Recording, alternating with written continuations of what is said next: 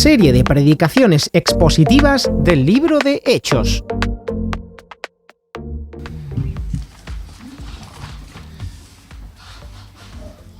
Pues qué bendición poder adorar juntos en una congregación distinta a la que cada semana nosotros estamos allí en Vícar, en Almería. Mi nombre es Jesús Madrid, tengo 7 años junto con mi familia sirviendo aquí en España. Somos originarios de México, de Chihuahua, y sí, de donde son los perritos, porque siempre me lo dicen. Y bueno, es un privilegio servir aquí. Antes de estar en España estuvimos sirviendo en Egipto. El Señor nos dio un corazón, un llamado para alcanzar al pueblo musulmán. Y en el año 2009-2010 nos estuvimos sirviendo. En el año 2010 nos echaron de Egipto y llegamos a España. Y entonces recibimos una invitación a trabajar aquí. No estábamos listos en ese momento para digerir esta nueva etapa en el ministerio, pero volvimos a México y 4 años después, en el año 2015, llegamos aquí a España a servir en Almería y desde entonces estamos en ese lugar. Bueno, un poco del trasfondo para que sepan quién es el que está hablando esta mañana y un poco entender lo que quiero compartir hoy, que ha sido un tema propuesto por Eva en su invitación hace 6 meses. Eva es así, muy organizada, ¿no? Y me ha dado el título y también el pasaje. No sé si están estudiando sistemáticamente el libro de los Hechos, lo cual es muy bueno, pero también es un desafío, ¿verdad? Porque yo no he estado aquí para escuchar lo que se ha dicho antes, pero el Espíritu Santo sí puede ponernos de acuerdo y quiero orar para que Dios me permita decir lo que tengo que decir en base a su palabra. Así es que vamos a buscar Hechos 15:36. Hechos 15, versículo 36. Cuando lo encontremos, hacemos una oración juntos, si les parece.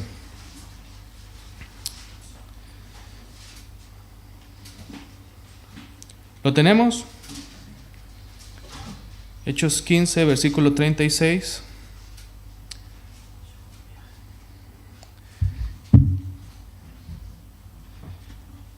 Y vamos a orar.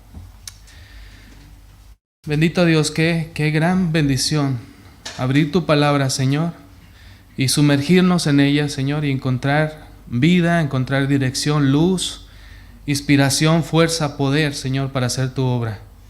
Gracias, Señor, por esta iglesia que hoy nos recibe como familia, y gracias también por la obra que estás haciendo en este lugar a través de ellos. Bendícenos, Señor, conforme a tus riquezas en gloria, en el nombre de Jesús, Señor. Amén. Amén. La correcta evangelización es el tema. Según lo entiendo, es la evangelización hecha correctamente. Esa es la idea. ¿Cómo podemos hacer la evangelización de manera correcta, de manera eficaz? Bueno, es una pregunta muy interesante que seguimos buscando la dirección de Dios y la respuesta, cómo hacerlo de la manera correcta. En este pasaje que vamos a leer ahora vamos a encontrar algunas claves muy, muy interesantes, pero déjenme decir algo antes, a manera de introducción, antes de leer el pasaje. Hace algunos años, cuando estaba todavía muy joven, me acuerdo que asistí a un congreso juvenil allá en mi tierra.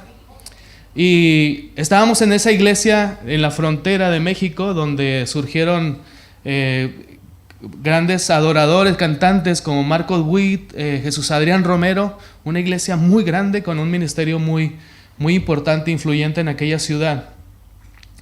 Y recuerdo que entre todos los conferencistas hubo uno que llamó mi atención y me dejó marcado desde aquel entonces con lo que él dijo en aquella ocasión. Entramos en diferentes talleres, uno de ellos era evangelismo, cómo evangelizar, y entonces el misionero hizo una pregunta muy interesante. Él dijo: ¿cuántos de los que estáis aquí recibió a Cristo en una campaña evangelística? Y por ahí levantaron a alguien una mano, o quizá 2 manos, y luego también dijo: ¿quién aceptó a Cristo porque alguien le dio un folleto evangelístico? Y entonces lo leyó y entendió el evangelio y vino a los pies de Cristo. igual, la misma situación, unos cuantos, creo muy pocos. Y entonces siguió diciendo, alguien vio una obra, un drama evangelístico en el parque y al final dijo, ¿cuántos de vosotros han venido a Cristo porque algún amigo o familiar que les ama tanto se comprometió a orar por ustedes por una temporada, quizá años, y aparte de eso les compartía la palabra en cada ocasión que podía, y entonces de esa manera han venido a Cristo? Levantamos la mano, yo creo que la gran mayoría. Yo no sé si hacemos el ejercicio esta mañana, sería el mismo resultado. Pero lo que él decía es, ¿por qué como iglesia seguimos haciendo campañas evangelísticas y desgastándonos tanto en eso? Y ahora quiero decir, yo estoy de acuerdo con las campañas evangelísticas. El año pasado fuimos anfitriones de Luz en el Camino. Y ahora voy a hablar de eso basado en la palabra que hoy toca leer. No es que esté en contra, pero lo que digo es, deberíamos esforzarnos e invertir nuestra energía en lo que es más efectivo a la hora de compartir el Evangelio. Y es la dirección que estamos buscando de parte de Dios esta mañana. A mí siempre me gusta pensar, ¿cómo sería si Cristo físicamente fuera nuestro líder de misiones, de evangelismo en esta iglesia o en la iglesia de Vícar y nos dirigiera para hacer un plan evangelístico del año 2022, ¿no? Qué interesante sería eso. Pero quiero sugerir algo mejor que Cristo en persona dirigiéndonos. Digo mejor porque son sus palabras. Él dijo, os conviene que yo me vaya. Tenemos el Espíritu Santo, que es quien nos debería guiarnos y presidirnos en la labor evangelística y misionera.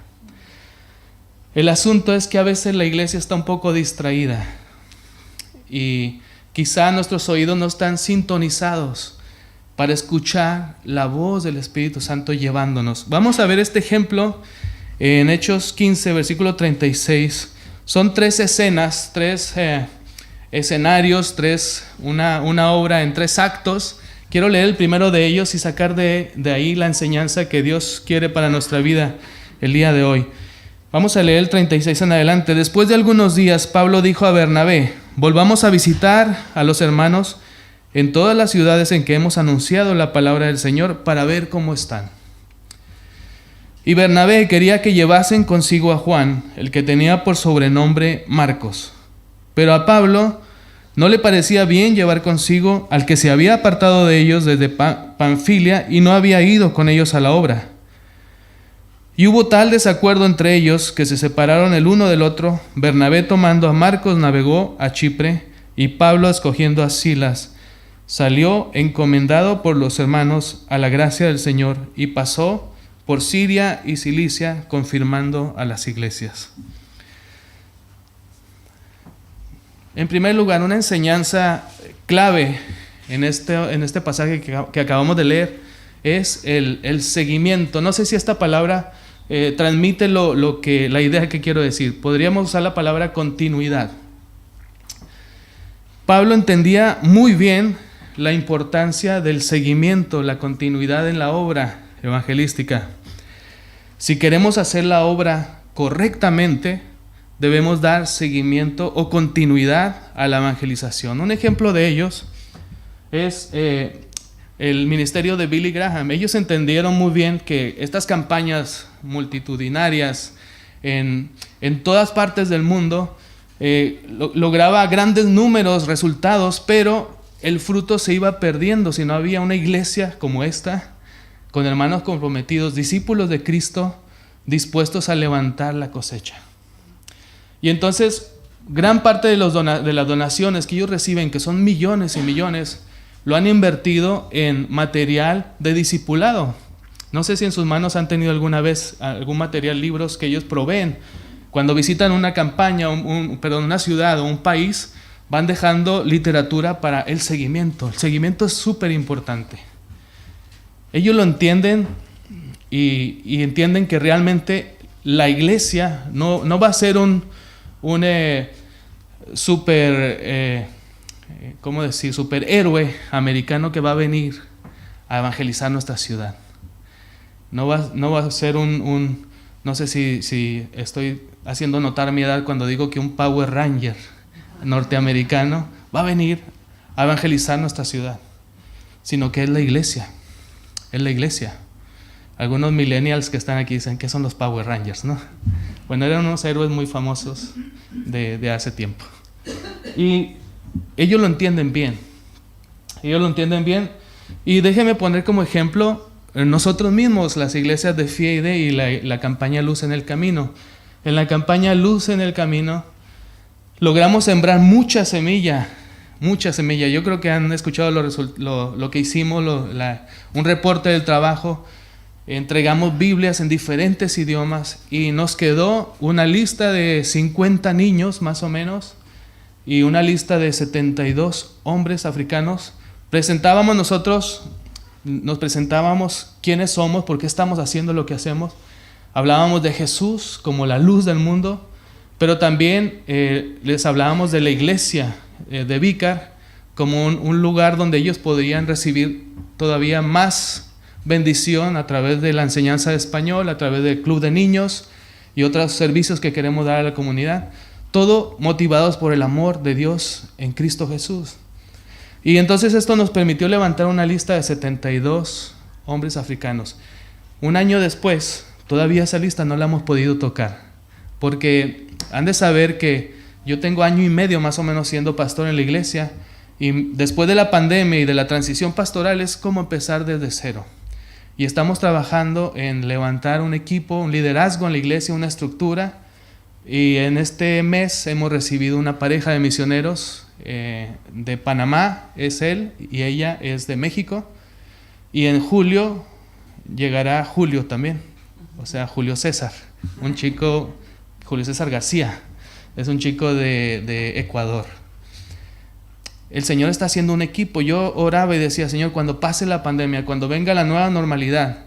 Yo tenía 7 años junto con mi familia sirviendo como misionero al pueblo musulmán. En Roquetas de Mar hay más de 100 diferentes nacionalidades.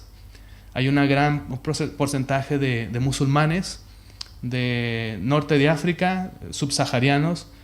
Y entonces ahora con el ministerio pastoral necesitaba un equipo. Pero gracias a Dios en enero comenzamos las clases de español con mujeres marroquíes. Tenemos testimonios preciosos que ahora no es el momento para decirlo, pero hemos dado seguimiento. Hemos comenzado también en enero con el club de niños. Ayer fue la fiesta de clausura, los niños aprendiendo las historias cronológicamente de la Biblia, niños musulmanes. Y ahora en este verano nos organizaremos para en septiembre comenzar con estos 72 hombres, llamarles en el verano e iniciar un ministerio de enseñanza de español. Como les decía a las mujeres en la fiesta de clausura, aprender un idioma es transformar nuestra vida. Y Dios quiere transformar tu vida. Es lo que le decíamos a ellos. Dios, Alá para ellos, para nosotros el Señor. Dios tiene un plan perfecto y Él te trajo a este país por la crisis o lo que sea con un plan perfecto y te permitió que nos conocieras con un plan perfecto. Pero el seguimiento, si no, la campaña termina en eso, en entusiasmo de un verano y nada más. Al año siguiente vamos a otro lugar y el fruto se va perdiendo. Queremos hacer el evangelio de la manera correcta. Pero hay elementos que encontramos también en este pasaje que van a surgir cuando queremos hacer el evangelio de manera correcta. El primero de ellos, lo han notado, es el conflicto. ¿Lo vieron ahí? Pablo y Bernabé en conflicto. Ojalá pudiéramos leer ese pasaje de esta manera. Después de algunos días, Pablo dijo a Bernabé, y aquí podríamos poner una música así muy romántica: volvamos a visitar a los hermanos en todas las ciudades en que hemos anunciado la palabra del Señor para ver cómo están. Puntos suspensivos. Bernabé, tomando a Marcos, navegó a Chipre, y Pablo, escogiendo a Silas, salió encomendado por los hermanos a la gracia del Señor y pasó por Siria y Cilicia, confirmando las iglesias. Ojalá la historia hubiera sido así. Pero hermanos, muy frecuentemente, más de lo que quisiéramos, cuando queremos hacer la voluntad de Dios, el conflicto va a surgir en medio de nosotros. Es casi una garantía. Ahora, no funciona lo mismo al revés. No porque tengamos conflictos en las iglesias significa que estamos haciendo la voluntad de Dios. ¿Me explico? Pero sí debemos de esperar que cuando hacemos la voluntad de Dios o queremos hacerla, vendrá el conflicto. No debemos negarlo. Hacer este recorte en el texto sería una negación. Me encanta que la Biblia muestra a los personajes tal como son. Y en medio de nuestras flaquezas y en medio de nuestras debilidades, Dios manifiesta su gloria. Y lo vamos a ver, esto sucede y tiene una enseñanza. Y toda la palabra es inspirada por Dios y es útil para enseñarme. Es útil para redarguirme, para instruirme en justicia, ¿no? Así dice Pablo. No podemos ni debemos negar el conflicto. Cuando estábamos preparándonos, mi esposa y yo, para irnos como misioneros al mundo musulmán, recuerdo que vino una misionera que tenía años trabajando en Yemen, el sur de la península arábiga, que por cierto sobrevivió a un atentado en el Hospital Bautista de Yemen. No sé si escucharon esa noticia, hace como unos 15 años quizá o más. Y ella iba a darnos el tema a los estudiantes de misiones transculturales. Todos íbamos a ser enviados a diferentes lugares de México y del mundo. Iba a dar el tema de guerra espiritual. Guerra espiritual. Pero en lugar de eso, ella dijo, quisiera cambiar el tema y vamos a hablar de los temperamentos. Un tema de psicología, temperamentos, el melancólico, el colérico, ¿no? ¿Han escuchado los temperamentos? Sanguíneo, hay algunos que son sanguíneos, que todo le viene bien. ¿Y cuál es el otro? El flemático, que yo creo que yo soy flemático. Pero el Señor me tiene de pastor, yo no sé por qué. El asunto está en que ella decía, es importante que entendamos que en el campo misionero haremos equipo. Igual en la iglesia hay un equipo de evangelismo. La iglesia misma es un equipo. Y por las diferentes personalidades, temperamentos, el conflicto vendrá. Bernabé, su mismo nombre significa hijo de consolación, aunque también es hijo de la profecía, pero en Hechos mismo, el libro de los Hechos, habla de él como el hijo de consolación. Pablo, cuando quería juntarse con los discípulos, nadie quería juntarse con él, porque sabían lo que era. Y Pablo, tomándolo, lo llevó y les dijo, miren, se ha convertido de verdad, no tengáis miedo. Y Bernabé era así, el que era reconciliador, el que era el que daba una segunda oportunidad a las personas. Y parece que a Pablo se le ha olvidado aquí en este pasaje. Y la falla que hubo aquí fue por causa de Marcos. Pero déjeme volver a este tema de aquella capacitación que teníamos. En ese momento nos decía esta misionera de mucha experiencia, dice, la razón número 1 por la que los equipos misioneros fracasan en el campo misionero no es ni la opresión espiritual, tampoco es la oposición de los gobiernos o inclusive la falta de sostenimiento económico. ¿Saben cuál es la razón número 1? Los conflictos en los equipos misioneros. Las iglesias se dividen porque hay conflictos y no sabemos tratar con ellos. ¿Les suena esto? Familiar. El conflicto aparecerá, como he dicho antes, siempre que queramos hacer la voluntad de Dios. Pero lo importante es saber gestionar el conflicto. Es verdad que quizá Pablo se equivocó, quizá su celo. No sabemos por qué Marcos los abandonó en otro viaje misionero. Este es el segundo viaje misionero. Los abandonó. No dice la Biblia por qué, si fue porque era joven y porque, como dicen ahora los jóvenes, es que no fui a la iglesia, pastor, porque me surgió un compromiso.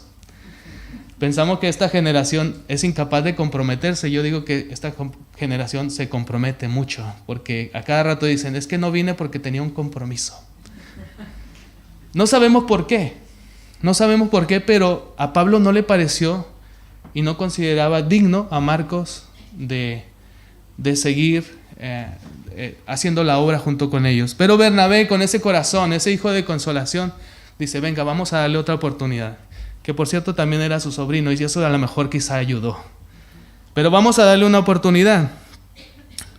Lo importante es que Pablo hizo algo en un futuro que es, en realidad, sí darle otra oportunidad y considerar a Marcos como útil en el Evangelio.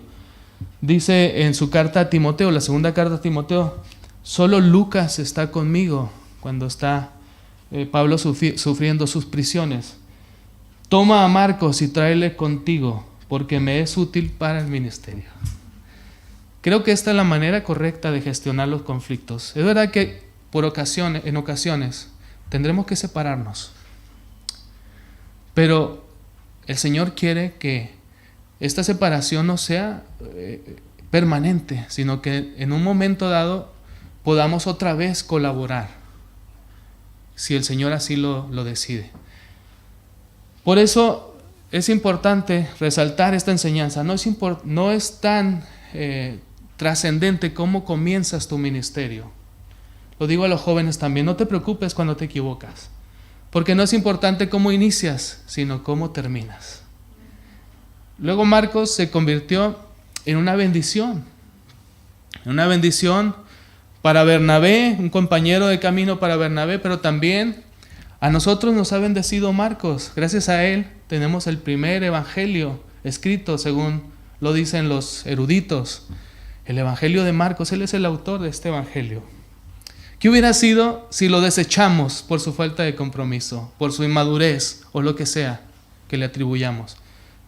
No tendríamos esta bendición. Hermanos, para hacer la evangelización correcta debemos ser una iglesia que ofrece segundas oportunidades. Amén. Esta es la enseñanza que el Señor nos deja. Y no importa, como he dicho, los errores del pasado. Lo que importa es hacia dónde el Señor te va a llevar.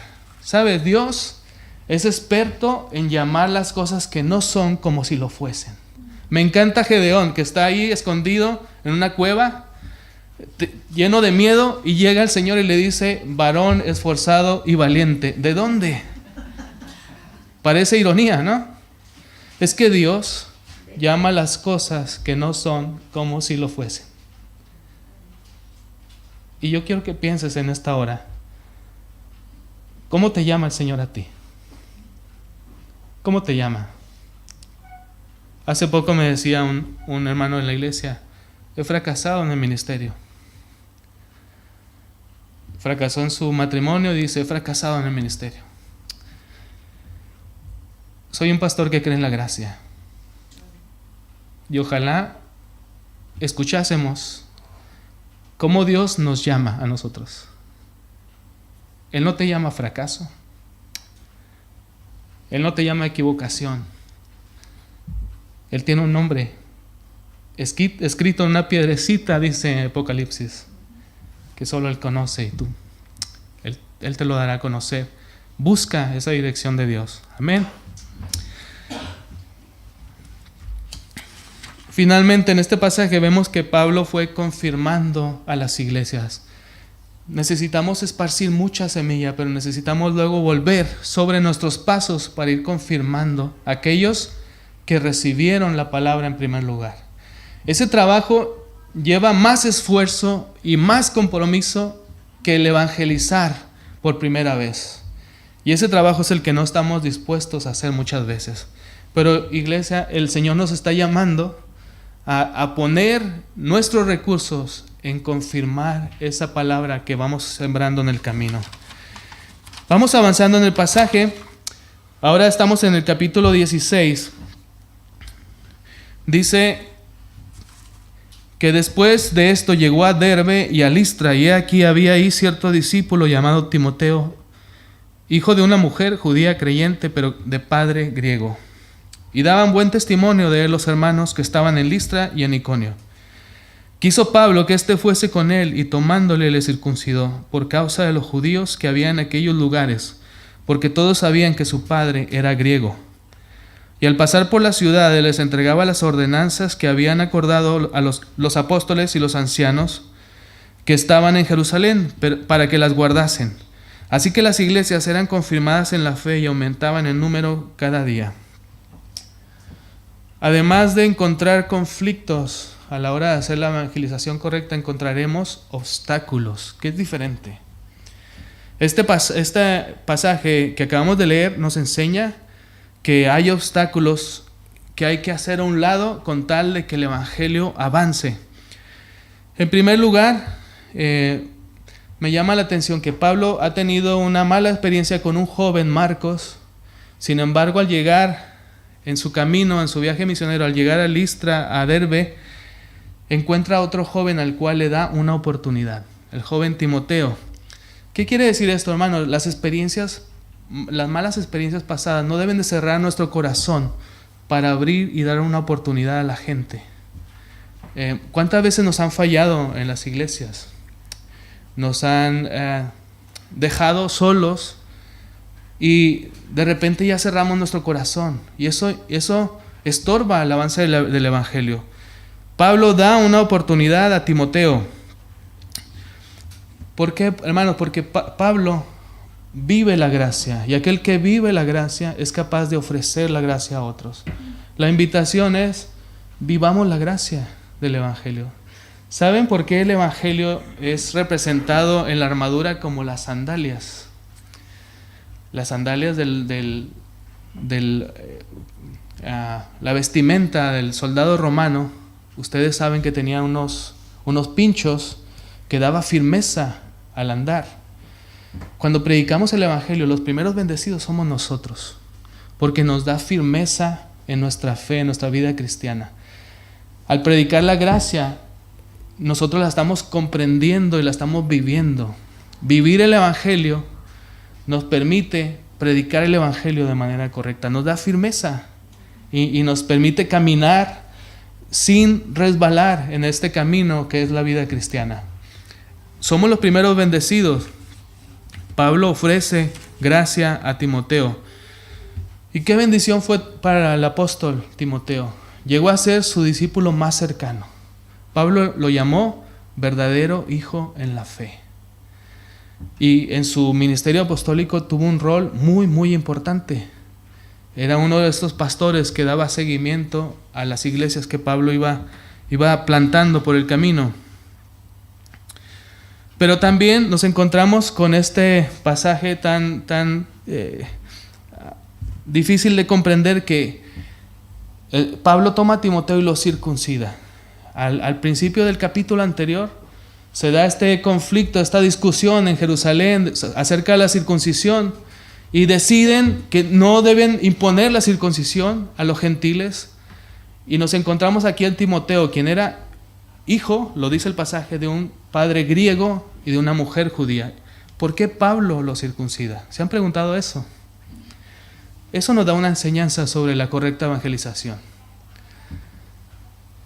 Pablo se opuso muchas veces, si leemos los Gálatas, a dar un mensaje equivocado, teológicamente equivocado, al imponer la circuncisión y otras prácticas judías. ¿Por qué lo hace entonces con Timoteo? Bueno, en el caso de Timoteo no tiene que ver con una cuestión de salvación o de teología correcta, tiene que ver con una identificación étnica. Él era parte de una comunidad judía y había un tropiezo para que él estuviese sin ningún problema con su comunidad, y es que no era circuncidado. Lo que Pablo nos está enseñando y la palabra de Dios es: quitemos los obstáculos. Si te tienes que circuncidar, Pablo lo dijo: me he hecho judío a los judíos, así como se hizo gentil a los gentiles, y se hizo bárbaro a los bárbaros, pero también judío a los judíos. Él no tiene problema con la circuncisión con tal de que el evangelio avance. Tiene problema con que se interprete que de eso depende tu salvación. En eso sí él batalla y lucha con eso, pero no para quitarlo como un obstáculo para que el evangelio avance. Por eso a Tito, otro de sus discípulos, dice en otro pasaje que a él jamás le impuso la circuncisión, ni a cualquiera de los creyentes gentiles. hubiera sido algo extraordinario con un gran significado teológico si va por ahí circuncidando a Tito y a los demás convertidos gentiles. Solamente con Timoteo por una cuestión de identidad étnica. Saben, estos pasajes nos están hablando de controversia, de conflicto, de obstáculos, pero en todo ello Dios se glorifica proveyendo fundamentos firmes para nuestra fe. Es decir, sabemos que la salvación es por gracia y por la obra de Cristo solamente. Lo demás pasa a un segundo plano de importancia con tal de que Cristo sea predicado a las naciones. Yo antes de venir aquí le decía a Frank, ¿cuál es el código de vestimenta? Debo traer camisa de botones, sé que en Jaén hace mucho calor. Él me decía, bueno, como te sientas cómodo. Pero hermano, si yo tenía que ponerme una camisa de botones y una corbata, porque el mensaje penetrara sin ningún tropiezo, lo hubiese hecho. Eso es algo muy pequeñito, no se compara con una circuncisión, lo entiendo. Pero hermanos, tenemos que hacer los sacrificios que hay que hacer sin comprometer el mensaje del Evangelio. Amén. Pero estar dispuestos a quitar los obstáculos. Y punto número 3, la flexibilidad. Bueno, antes de eso, vamos a leer el pasaje para hablar un poquito del llamado macedonio. Versículos 6 al 10. Y atravesando Frigia y la provincia de Galacia, les fue prohibido por el Espíritu Santo hablar la palabra en Asia. Y cuando llegaron a Misia, intentaron ir a Bitinia, pero el Espíritu no se lo permitió. Noten esto, el Espíritu no se lo permitió. Y pasando junto a Misia, descendieron a Troas, y se le mostró a Pablo una visión de noche. Un varón macedonio estaba en pie, rogándole y diciendo, pasa a Macedonia y ayúdanos.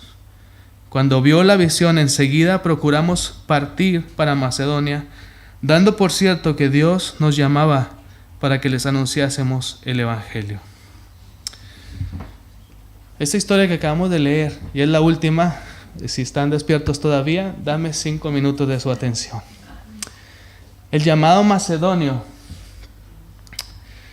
se le denomina este momento, esta visión que tuvo Pablo, después de experimentar otra vez obstáculos, no de parte de Satanás. Muchas veces decimos, Satanás está oponiéndosenos. Lucas es muy claro en decir, el Espíritu se los impidió. El Espíritu no les dejó hablar en Asia. Y luego tienen una visión, un llamado macedonio. ¿Qué es el llamado macedonio? Es ese momento en tu vida, ese momento donde sucede algo que tu vida cambia por completo. ¿Has experimentado eso? ¿Te has topado de repente con una necesidad que clama, que grita delante de ti a tu corazón, que toca tu corazón de tal manera que dices, no puedo cerrar los ojos ante esta necesidad? No puedo hacer oídos sordos a esta necesidad, a este llamado. El llamado macedonio es algo muy personal, que Dios, al momento al cual Dios te va a llevar, y donde tú tienes que actuar, sí o sí. Me pasó a mí, estando recién casado. Mi esposa era testigo de Jehová antes de casarnos. Yo le compartí el Evangelio según Don Juan, no según San Juan. Ese es más efectivo todavía, hablando de evangelio correctamente. No, estuvimos orando mucho por ella, y la verdad es que entre las relaciones, sobre todo de noviazgo, por cierto, jóvenes, no deberían conseguirse novias fuera del pueblo de Dios. Yo cuando lo hice y que me dijo que era testigo de Jehová, yo dije, me lo merezco por andar buscando allá afuera. Dios tuvo gracia de mí, de ella, y ella se convirtió al Señor y de repente era más cristiana que yo. Y amaba las misiones, y yo estaba un poco distraído. En realidad, yo nací en un hogar cristiano, bautista, casi nací ahí en el bautisterio, y estaba recién graduado de la universidad y estaba yo con mi sueño, allá le dicen sueño americano, ¿no? Acá será el sueño europeo. Sueño americano es tu casota y tu cochezote y tu buen trabajo. Eso es el sueño. Yo veía a los pastores y decía, Señor, por favor nunca me llames a ser pastor. Y el Señor dijo, bueno, ¿qué te parece misionero? Y luego en el campo, pues pastor también. Cuando tú le digas al Señor que no, ten cuidado, porque Él es Dios, Él es Rey y nosotros somos sus siervos. A veces cambiamos los papeles.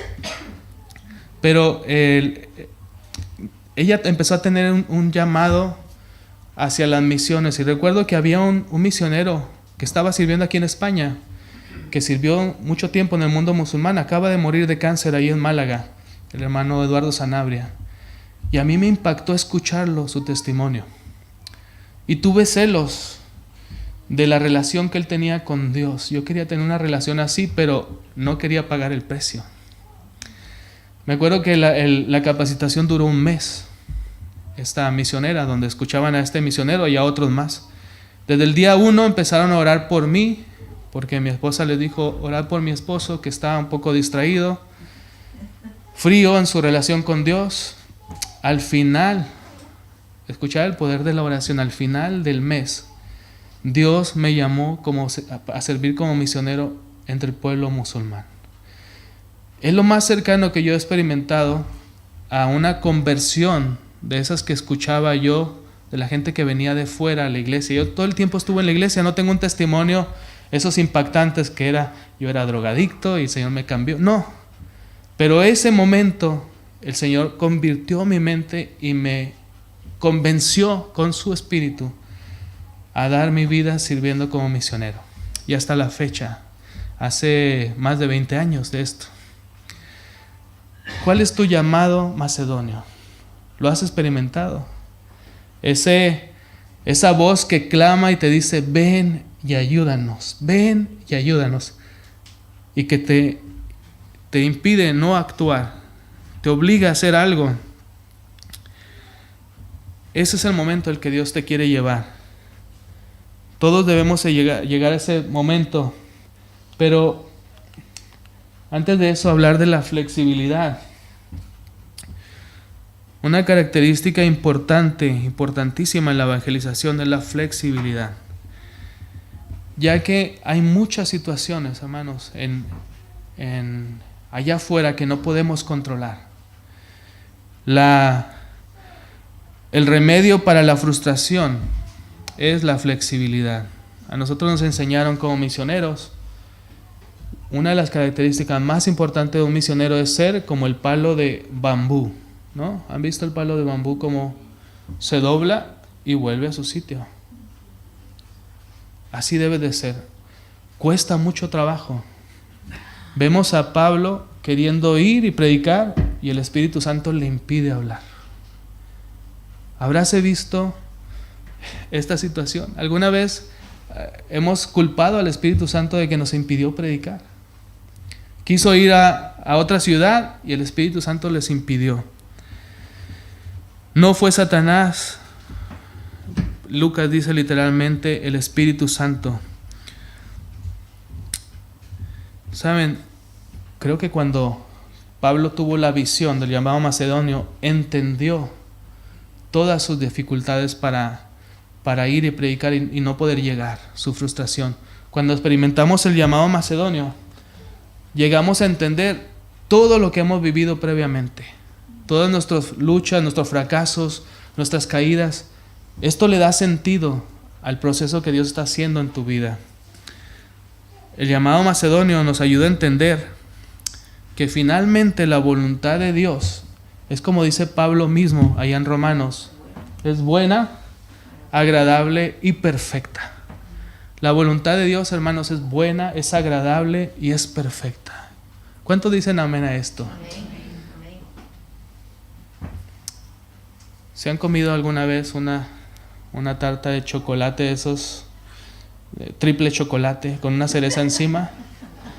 La voluntad de Dios es como comerse una de esas tartas. ¿A que les dio hambre ya? 1 minuto y termino.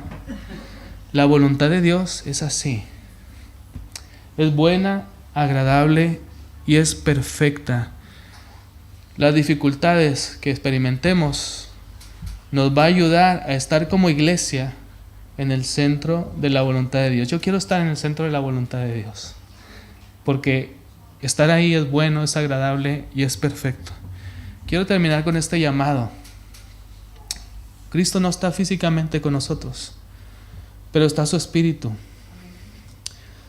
Pídele que te muestre el lugar donde tú encajas como miembro del reino de los cielos.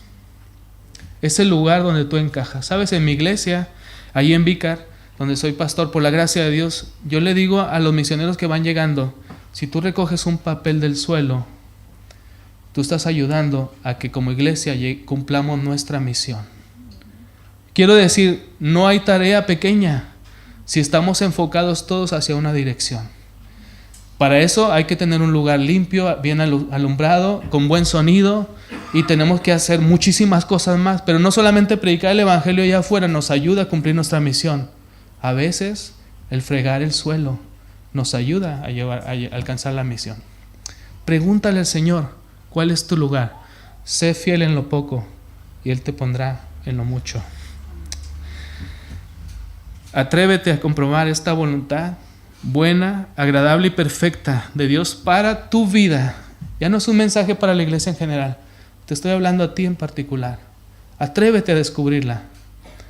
Pablo le dice a los romanos, para que comprobéis, ofreced vuestros cuerpos como sacrificio vivo, para que comprobéis cuál es la buena, agradable y perfecta voluntad de Dios. Dile a Dios que te muestre cuándo y dónde es que debes predicar el evangelio. Algunos dirán, hermano misionero, pastor misionero, debe ser a toda criatura, a todas las naciones. Amén. Pero tú no vas a predicar a toda criatura y a todas las naciones. Dios te quiere usar en algún sitio en específico. Y lo que yo quiero es llevarte a comprobar la buena voluntad de Dios para tu vida. Amén. ¿Cuántos quieren hacerlo esta mañana? Si es así, haz esta oración conmigo. No te voy a pedir que te pares, te levantes, perdón. Que te pares significa que no hagas nada, ¿verdad? No te pares. Haz esta oración conmigo desde tu lugar y dile a Dios, Señor, guíame con tu Santo Espíritu. Vamos a orar. Bendito Señor, cuántas enseñanzas hay en tu palabra. Qué presente, Señor, estás con todas estas enseñanzas en nuestra vida. Señor, qué necesarias son todas estas cosas que hoy nos has hablado. Y ahora entendemos, Señor, las dificultades que hemos vivido, los traumas, Señor, que hemos pasado al quererte servir. Señor, dale sentido a todas las cosas, llevándonos al centro de tu voluntad. Señor, que tu Espíritu Santo guíe a esta iglesia de Torre del Campo y a cada familia, a cada creyente, a descubrir tu voluntad buena, perfecta, agradable, Señor. Te lo pedimos en el nombre de Jesús. Amén. Amén. Que el Señor les bendiga.